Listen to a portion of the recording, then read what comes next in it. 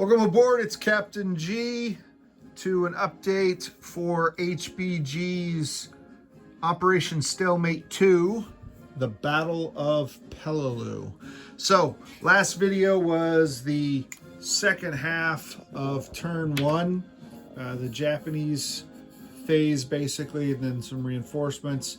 And then, because the Japanese had the most victory points at the time, and they still do, turn two started with this sequence of play with the Japanese rather than the US.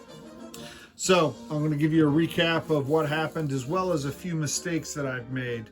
I already showed you the fleet. This fleet has moved, but on the Japanese artillery phase, it was in this shallow sea zone. One thing that I messed up was in the spotter ability of commanders.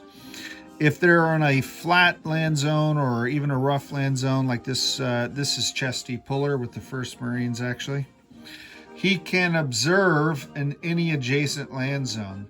However, if they get to the top of the mountains, a 3 and terrain feature 3, 2, 1, and then no zone, no number, then they can observe 2 away, not 3 away. And that was my mistake from the first round, because this mountain zone goes to here, 1, 2, 3. So this guy could not have observed, this commander could not have observed the fleet for scoring purposes. He could have, but I was using him to spot the artillery being fired down on the airfield for the bonsai attack that was planned. So that was my mistake. Worked in the Japanese favor in turn one for their attacks. For turn two, I corrected it. They rolled high. They didn't score as many. It could have been much worse had I not caught it, but you already see 2 of the 3 battleships have 2 hits, 1 more, and they're sunk. All 3 cruisers, in fact, all 4 cruisers. This cruiser from over here in round 1 was damaged, and I haven't lost a ship yet, but 2 turns into the game, the Navy's taken some heavy hits. All right, so what happened in summary? The Japanese used their artillery to pound the U.S. positions. They pulled their armor back that had bonsai attacked and recaptured the airfield, and then reinforced with some infantry and militia. On the Marines' turn, they used their air and didn't lose any. They weakened this zone, which had shore artilleries, coastal gun batteries that had been turned against the Marines. So I wanted to take those guns out and move towards taking this mountain, because this is murderous fire. These coastal batteries fire at 6 and with a spotter 8. And like the heavy artillery, they roll 2 dice if there's more than 6 units in the land zone. So the Marines did take this. It was costly, but we took it. We moved through the airfield into this land zone, but rolled poorly. And did not, there is no commander. The 5th Marines lost their commander to the bonsai attack in turn 1, which was very disappointing. So they didn't get the bonuses, and so now it's a contested battle. And then basically they did take out this last bunker, so next time they can move down here. And these guys are just hanging on. So with that, there was a lot of logistical movements. I loaded up everyone so that I could send them ashore, but there are max limits to what I can have on the beaches. So, and part of this is out of self-preservation. So I don't want to land 12 units down here. If I land more than 6, and Higgins boats don't count, if I have more than 6 on the beach, then that heavy artillery coastal guns can roll 2 dice at 6 and cause a lot more damage. I don't want that to happen.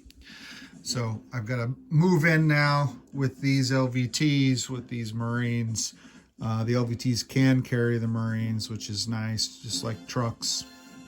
Start pushing inland. So that was the battle. That was staging for turn 3. That is where we are right now in the game.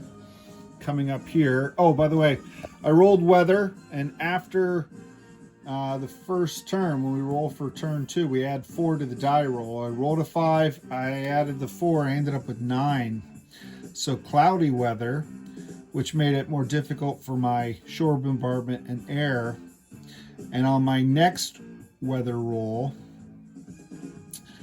it says to add 1. This says to add 2 for 3 to 14. So I'm thinking my next weather roll here, I'm going to have to add 3. Because I'm going to add 2 no matter what. And if I still had clear weather, then it's only 2. But because I'm already cloudy, I got to add this as well. So I'm adding 3 to what I roll. And the further down you go, the worse the weather is. So not only does it impair air attacks and shore bombardment, but you could have no air attacks, no shore bombardment, or no troop landings. Which makes it really difficult for the U.S. And it's not supposed to be easy. Technically, the Japanese have won. After 2 turns, starting with 50 victory points, the Japanese have scored 150 casualty points. So, that's one of the things I'm looking at. I've called out to the team. I don't know if I'm doing this correctly, but when I count how many, I think there are 23 Marine infantry at 4 victory points each, plus 5 for the flame, 10 for the armor, 4 each for the LVTs, 8 each for the fighters, 15 for the commander. I took some heavy losses early on, but the Japanese shouldn't be at 200 on turn 2, so this was much too quick. So I'm going to keep going and not worry about the victory points. The U.S. is sitting here at 64. So I am going to track the U.S. I'm not worried about the Japanese. See what happens. I've not given the U.S. points for these land zones, because I'm going to assume that these are only awarded one time, and it's at the end of the game, because what's the point of getting 5 victory points for this if, say, the airfield, and then the Japanese captured it? Because the Japanese get 50 points for recapturing one of these territories, and they got to 200 without that 50. So I got to look at that. Probably doing something wrong. This may or may not be tweaked or changed. But more importantly, turn 3, which is next, is the 17th of September, D-Day plus 2 here on Peleliu. And if you remember, it's also D-Day on Angar. D-Day on Angar. So that is happening. So if I bring you down here and we familiarize us all with this island, this is the 81st Infantry Division. The only change since last time we saw this is I've dipped into my Axis and Allies box and I've replaced the artillery, armor, and infantry sculpts for the 321st Regiment, because this is the regiment that I'm going to pull off this island and send to Peleliu when I get to turn 9. Historically, that's what happened. So I want to track and be able to differentiate the different regiments. Again, this is purely for my fun. These games don't have to be played at the same time. They can be played unique and individual.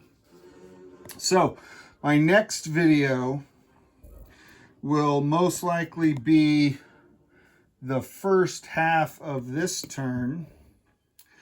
as well as the first half, the Peleliu. I'll do a halftime break, fill you in on how things are going on the 2 different invasions, and then I will finish the turn, and then we'll go after that.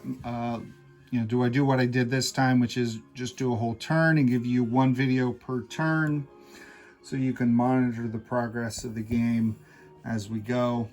I am going to roll weather individually between the 2 because the islands, like I said, were a few miles apart, and it's perfectly conceivable for clear weather in one island zone and rain or fog to be in another, a squall. Not sure about storm, but we'll see. If it's stormy in one and clear in the other, that may seem weird, but with all these modifiers, that's probably not going to happen. With that, I will end this video. It's probably the shortest of the bunch. As I said, I'm continuing. Next up, I'm still going to operate under the initiative rules. So Japan has the initiative on Peleliu. They've taken out the regiment commander for the 5th Marines.